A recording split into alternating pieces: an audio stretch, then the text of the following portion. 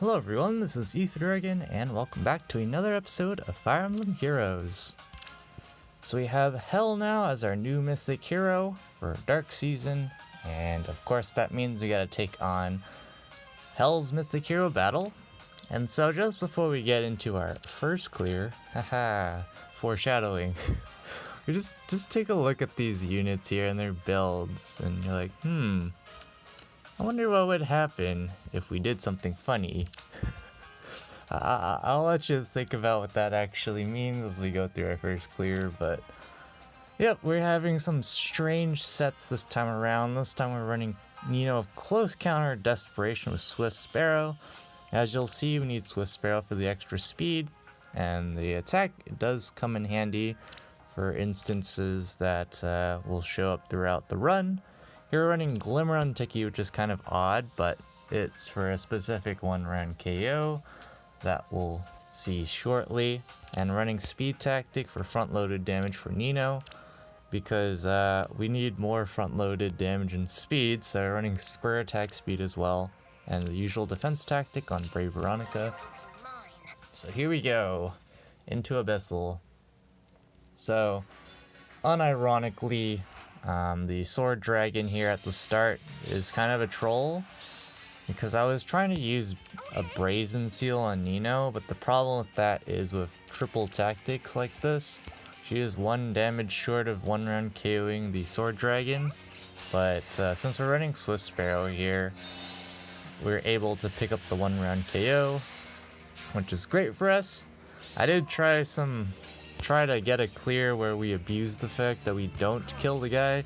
I did manage to do some funny things where we use guidance against the enemy and stuff, but it didn't really pan out too well. Now here we have these guys, in particular this Green Flower of Blade Tome has double even waves, and we'll be going into turn 2 with a Red Thief AoE rally, so we're gonna manipulate the AI here by tossing Veronica to the side over there, and that will allow us to buy some time against the Green Mage Flyer. So now we have the Sword Dragon.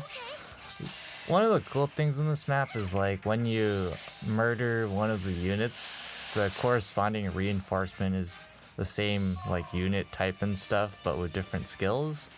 I guess it's like I don't know what to call it, an homage to how Hell just like quote unquote resurrects people from the dead to like reuse them. I don't know. But Nino's going to now utilize Close Counter here to get a nice power play where we're able to just absolutely murder 3 units or 4 units in 1 turn with her, or actually 5 units.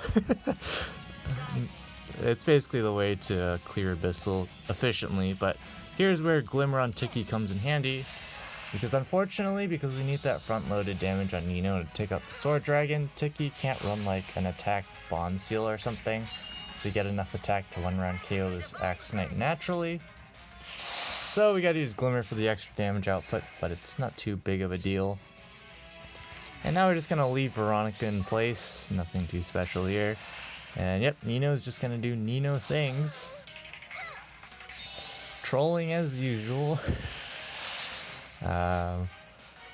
Luckily these 2 units are blue, so we're actually able to tank here. And of course, defense for fine Iris's Tome is still, I feel like, such a strong, refined, no kappa. It just helps out her tank so much, it's pretty funny. If Resplendent Nino ever came out, I wouldn't buy the Fey Pass to get that, because I just go completely free to play in this game. But it would be funny to run that kind of a thing in something like Ether Raids or whatever, where we get more speed, more attack, more HP, there's more everything. It makes Close Counter all the more better. That was redundant. Now we're going to use the fact we have Guard, and 1 round KO this Blue Cav. So now we remove the Guard effect, and now we have our Dragon Fang ready to go against this guy. And that just means we can pick up the 1-round KO. It's a bit close, I guess you could say. But that's how Abyssals are. Some things are a little rigged. Of course, we probably could have done something with spur attack speed there, but now we're up against the remaining units here, and we can pick up the 1-round KO on this green flyer, and just put in work here. And of course, hell is incoming, so we have to be a little quick here. Now we can just dance and hit and churn. This Red Thief doesn't have a 2 cooldown special, and so can't proc it against Tiki, which means it's free 1-round KO for Tiki. So yeah, this guy has Hardy Caltrop Dagger, which is the Hardy Bearing Dagger with effective damage against calves. Definitely annoying for Nino, but nothing we can't handle. So Nino is going to pick up the 1-round KO against the green flyer, and now Dragon Fang's up ready to go. And now Tiki here. There is Pulse Smoke on this Red Thief. Pretty annoying Red Thief, to be honest, because of Pulse Smoke, the cleaner plus reprisal, and lull speed defense with 52 speed. So pretty strong there, but nothing Tiki can't 2-shot here. So there we go. And now we're up against Hell, incoming next turn. And so now here's where all the speed buff shenanigans matter. So Nino has 47 speed with 50, or let's just go ahead and buff her up right now. So 53 at base, and then 57, 60, 63 from drive speed. And then after Inevitable Death, that is 59 speed. So kind of barely doubling here.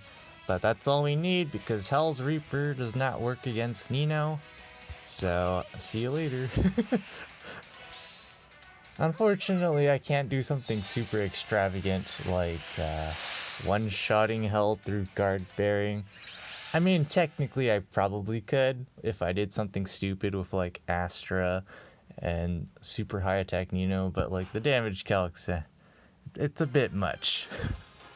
So anyways, we'll be back in a second with if you figured it out, congratulations, a 1-turn clear with Nino. Alright, so for this super contrived 1-turn clear here, if you didn't figure it out, it's because, well, Hell's Scythe does not work against Nino, and there's no, like, Dazzling Staff healer that we can't reach, so we can totally troll. So we're running the classic patented Vantage Noontime, the memeiest thing known to existence with Nino Kappa. But, it works out here. The seal's completely pointless. We don't even need a seal, I don't believe. And we're just going max buffs here. Super contrived double drive attack on Kaden. We do need the second drive attack. So we're actually 1 point of attack short without it, I believe, to one round KO, or 1-hit KO, or is it 1-round KO? I don't know. 1-hit KO Hell and 1-round KO the Red Thief. So we're gonna start out here with our max buff Nino. That's not actually max buff yet, mind you.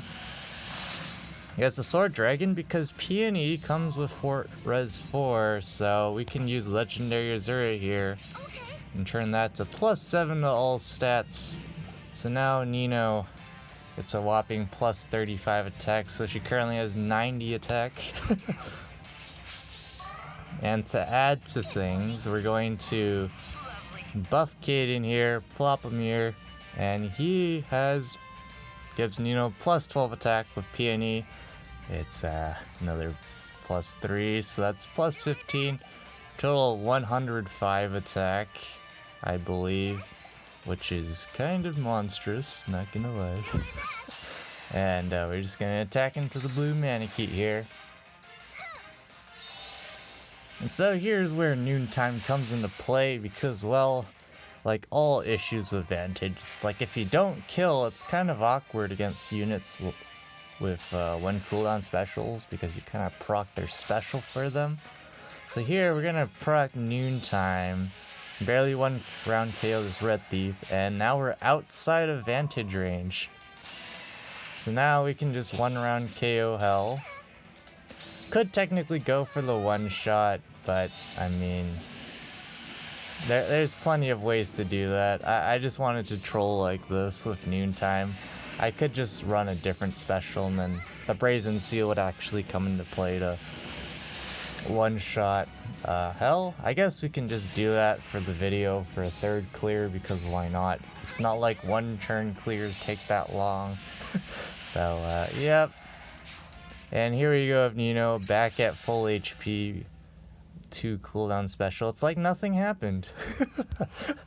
Anyways, we'll be back with the 3rd clear real quick. Alright, here we go. Actually, whoops. I'll be back in a second. Alright, I just runny nose from allergies just destroyed me for a second there. We're all good now. Feels dirt, man. But yeah, we're just using Dragon Fang for the memes because we don't need specials to kill these guys. So just absolutely obliterate with Nino here. This is basically as high as Nino's attack can get without some extra serious trolling. So again, with the +7 to all stats, Nino gets 35 extra attack for 90. If Brazen's active, that's 97. Peony's 100, a Flower of Joy. And then Caden with his +12 gives Nino 112 attack, so I like how even with 112 attack we still can't 1-shot. Because Abyssal Inflation OP. And I decided to just not use animations because it's not like we need to show any animation for this. This is just another quick one. So there we go, 1-shotting Hell. And there we go. So, yep, pretty interesting Abyssal map this time around. Pretty straightforward, but kind of difficult. If you murder too many units too quickly and all the reinforcements show up, it can be overwhelming. But I think in general this one, decent difficulty, but not like super difficult. But anyways, enough ranting. That's going to be it for this episode. Thanks for watching. As always, this is Ether Dragon, and hope to see you all next time. Bye!